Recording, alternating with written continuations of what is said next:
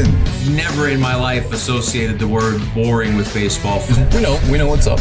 Me? Yeah. Famous? Yeah. And I'm like giddy over there smiling like, we're about to win this shit. Did everyone give you crap? Give me a good, host story. I'm not picking it up. We both love the game. We talk about it every day. Get on baseball. Having some popcorn, you're fooling around your phone. I'd have to wait in line for 3 hours. Hang on, because it's about to be a wild ride.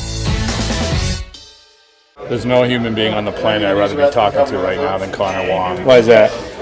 Because you're interesting, because I find the art of catching interesting, because I like talking the great game of baseball, and this is an opportunity to do that, I think. Let's do it. All right, let's All right, go. Power rank, you can, the 3 things that has changed about catching since you began catching. Or maybe even the last couple of years. Setups, in no particular order. Setups, receiving the ball, and I feel like pitch calling is just always changing. Pitch calling. Pitch calling. Yeah, but Game calling. Yeah, game calling. Yeah, always changing. Yeah. Did you see where I think it was the Marlins who all their coaches calling their pitches now? The coaches are calling the pitches? Yeah, all the pitches. Interesting. So that's not the norm, right? You guys? No. Is it usually the catcher calls the pitch and then the pitcher approves it, right? Yes. Okay. Usually they talk about it before. You talk about it beforehand. Have a game plan. For pretty much every guy in the opposing lineup, with the starter at least. And if you're able to talk to some relievers about it before the game, it's even better. Okay. So yeah, that's weird. Yeah, it is weird. Yeah. Interesting. I wonder what the thought process is. Well, Have you seen anything? what they said is that it's allowing the catchers to focus on offense more. But to me, to be perfectly honest with you, I think it's just everyone wants control, right? So. And I'm not saying and I'm not even bringing up to say, oh, this stupid or smart, but it is the evolution when you have something new, I guess. Sure, right? Sure. That's interesting because I've had that thought, or I've had that battle before, where you're, as a catcher, you're thinking about, sequences and what's best, and then you go to the plate and you want to be reactionary, and you're like, oh, how do you turn the brain off? Your brain's always going when you're behind the plate, but then you go to have your at bat and you want to just see the ball and hit the ball, and it's sometimes hard to turn off. So I can potentially understand that, but at the same time, that's our job as catchers, is to be able to do that's it. Both of honestly, those things, that answer, I was not expecting. And that's why I'm glad I'm talking to you, because I don't know what your mind is doing when you get up to the plate. And I know for a regular position player, it's hey, they tell you don't take your offense out in the field and don't take your defense at the bat. But as a catcher, it's times 3, I would imagine.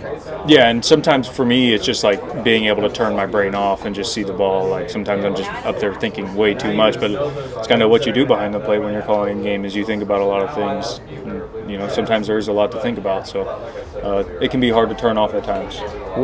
Is it harder because there's a lot more?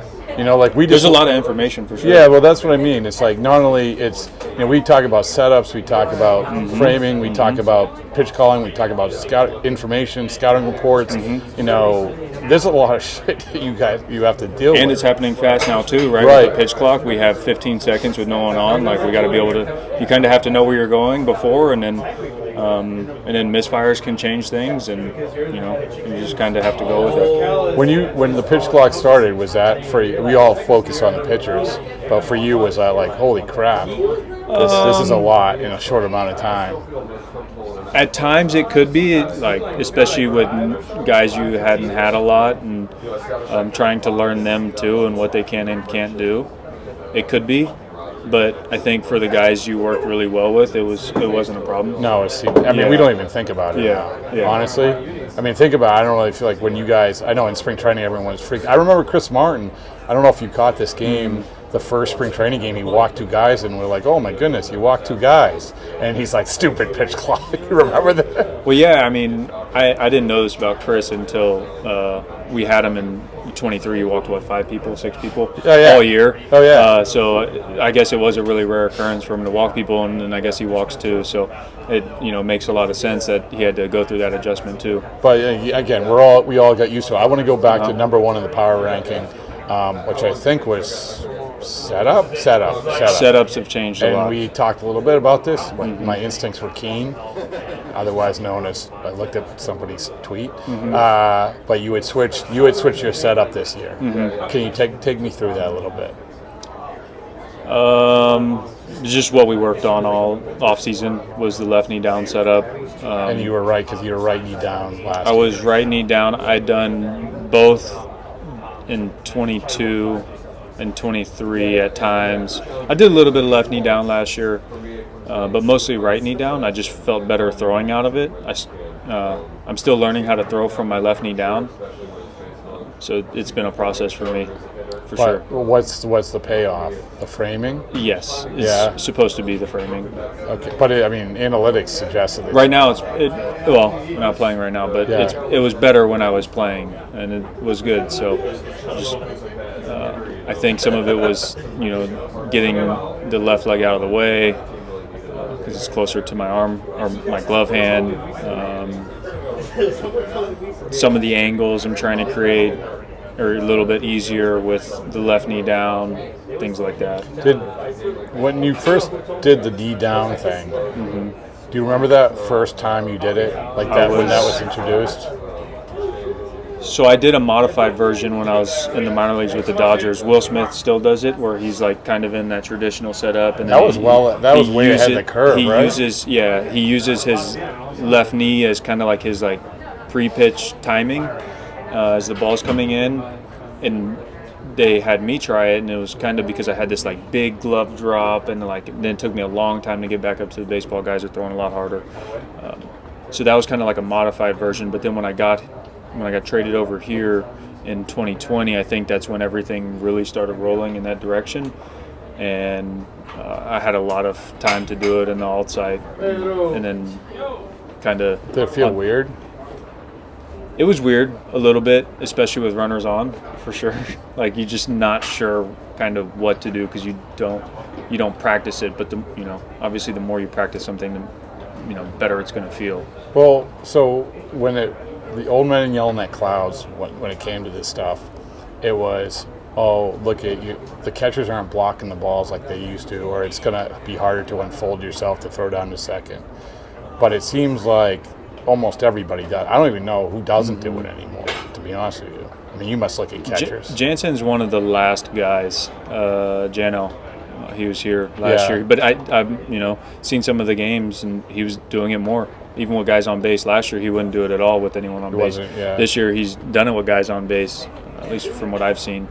So it's definitely trending, but he's one of the last guys. I think even Austin Barnes over in LA, he's dropping to a knee sometimes. But so when blocking balls, that's a thing, right? They almost tell me, because it seems like the traditional, when you're in Little League, fold both knees on, block the ball. It's not like that anymore. Again, I want to be educated on this. So how do they tell you to block balls? I don't have all the answers. No. The way you block balls is you don't let the guy advance a base. Yeah. That's it. That's the only rule. Right. If he advances, you lost. If he doesn't, you won. Okay. And that goes for everything, even balls in the air. But in terms of how you do it, if you're is it more picking? Is it if you're on one knee? Again, I don't. It depends. I think it depends on the person. I think for me, I feel like I pick more balls than I chest up. But that's what's comfortable for you.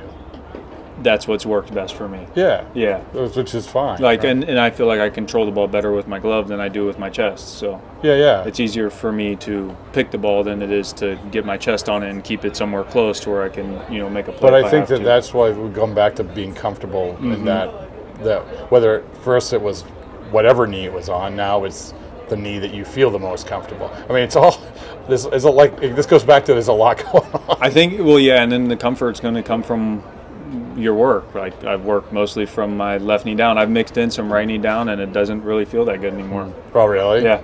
How does that when you do that, how does that conversation feel? Like what, like they say, because I remember talking to Sebi Zavala about this in spring training, and he said that when he went to Seattle, they had him switch because they said this is going to be better, and it wasn't better, or at least it was when it wasn't better. So how is this like, hey, we think this is going to work better for you? When's that happen?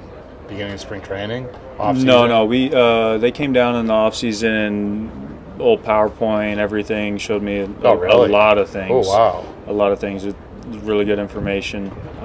I feel like for me, being a visual learner, it just like opened my eyes, and it wasn't necessarily about the knee setup. It was just something they wanted to do, so I trusted it, and it worked. It was good. Yeah. And so how about framing? Like you talk about, so there's an emphasis on, I think, like controlling obviously the bottom of the strike zone. Yes, the bottom of the strike zone is really important. So when a pitcher is delivering the ball, again going back to Little League, it's like, here, hit the mitt, right? Now it's you drop the glove, right? So again, try to explain this to me. To an extent, it depends on the pitcher. I'm not dropping the glove with Crochet. Okay. That's not really his game. His game's going to be throwing his fastball at the top rail. So we're not going to go all the way to the ground with him. So there's exceptions, but for the most part, our sinker ball guys were, going to try and stay below the baseball and keep strikes. So I don't think it's really about, making balls strikes. It's mostly about making sure that we take care of the strike zone itself. How do you, and so I know the emphasis on, again, like, is really controlling the bottom of the strike zone, framing those pitches, getting those calls. How do you do that? Like, how did you emphasize that in spring training? How do you go about, it's one thing to say it, but it's like, okay, this is what we're going to work on over and over and over again. I think it's just, for me, I understand it as like, it's one movement from underneath the baseball upward. If we get flat to it, there's a chance that the momentum of the ball can, take our glove down underneath the zone, and that gives a really bad look for the umpire to tell if it was a ball or a strike, and more times than not, he's going to think that's a ball. Yeah. So if we can, work underneath the baseball in one move while we catch it, it looks like it was at some point in the strike zone. Okay, that makes sense. Did you like the ABS stuff? I think I might have had one game with it, maybe two, in the Twins. I thought it was really interesting. Kind of felt like the strike zone was really small. Every time we went up on the scoreboard, it was 0.5 inches off. Yes, and I think that kind of shows you how good the umpires are. Like, they're missing by less than half an inch, so they're really good. That's why I don't really like to question a lot of the calls they make. That's another thing to think about, though, isn't it? You have oh shit, I got to tap my head on this one. Yeah, yeah, and I think there's probably some training you can do with as much technology as we have now, with TrackMan and the bullpens and all that stuff. You could probably get really good at being an umpire as a catcher. That's a good point. Speaking of technology, what's the thing that you like the best the piece of technology that you like the best? Maybe it's nothing. Maybe it's a baseball glove. But there's so much, right? And this is the old conversation of there's so much. Which one is? How do you receive it? Do you want to receive it? For baseball? Yeah. Oh. I mean, you could do man. Nintendo 20 whatever. Yeah. That's hard. I think all technology has its place, right? Has to. Well, it depends. Or else we wouldn't use it. It depends. I mean, it depends. You know what? I like it. And I never had to do it this way, but scouting reports I can do on a computer, and I think before they were probably reading paper. Oh yeah. So I like being able to use a computer for you can do it in front of your locker and at home or whatever it is. I mean, they used to, the scouts, I remember they had the advanced scouts, they would have two of them. One would go on the road and one would be here, and then they would alternate back and forth so they could deliver the information. And I know that, maybe they still deliver the information, but you already have the information anytime you want it, right? Yes. All right. So I know that you have played other positions, right? Was there a time in your career where definitively they said, we want you to play another position, and you said, I really, really like catching? There has not been a time where they told me not to catch. Okay. All right. But has anyone hinted, like even the Dodgers, like, hey, because obviously you're an athletic guy, and you can play other positions. Mm-hmm. Was there any like, hey, yeah, you can catch, but I think you'd be really, really good at blah blah blah. No, I don't think anyone's actually ever told me I'd be really good at anything. I think it's kind of like, oh, like you're a good catcher, you're good, whatever. Like, I don't think there's been a time where like, oh, you're probably going to be better at this or that. I think I really enjoy catching because, there's so much to it. And I think that's the way my brain works is I like activity. And for me, I think there's, times out in the field where there's not a whole lot going on. Yeah, you must be bored. You could get bored, but catching, you're not going to get bored. Also, another thing is like, did anyone ever say, hey, listen, hitting, don't ever try to hit home runs? Because if anyone did say that, I would say to them, I have the image of you hitting a 500-foot home run in Fort Myers. So I feel like somebody said this to you at one point. Don't try to hit home runs is kind of crazy. Like, yeah, sure, like home runs are accidents, but they're also like on purpose at the same time, right? Yeah. I don't know. I just want to be like a good hitter. But you know what I mean. Yeah. Like home runs are great. Doubles are great. I think like if you hit the ball hard a lot, like your chances for home runs are way higher than if you don't hit the ball hard a lot. So I think for me, like just try and hit the ball hard, and then wherever it goes, it goes. I know, but that's what you do. But I'm saying like because you're not a big guy, say hey, like for instance, Benintendi, Benintendi in 2019, and he'll tell you this, is that he got bulked up. I got to hit home runs and everything else, and then he went to Kansas City, made the All-Star team because he was a doubles hitter. And I'm not saying, but my point is that I don't necessarily think you're a doubles hitter because I've seen you hit 800-foot home runs. So I'm saying that sometimes the people, say, So anyway, keep hitting home runs. Okay, that's why I'm just I got your blessing. I'm good. I mean, you know what I'm saying? Yeah. It's just it's whether it's because of your athleticism or size or whatever it is. So when's the first home run you ever hit in your life? Yes, I remember this one. It was maybe 11. It was with the skinny barrel bats, but sixth grade. It was sixth grade because I just played my first season of football. And I thought football made me so strong because it was the first time I hit a homer, and it was a big one too. I remember. In sixth grade. It was my first one was in sixth grade. On a big. In a game. No, it wasn't a big field. It was like a normal sixth grade field. Yeah. But it was right after my first season of football, tackle football. So I thought it just made me so strong. Were you like bench pressing during? Like, no, it was just like like tough? tackle football, hitting people, and it's like something you never done before. Yeah. So. And then I hit my first home, and I was like, man, football made me so strong.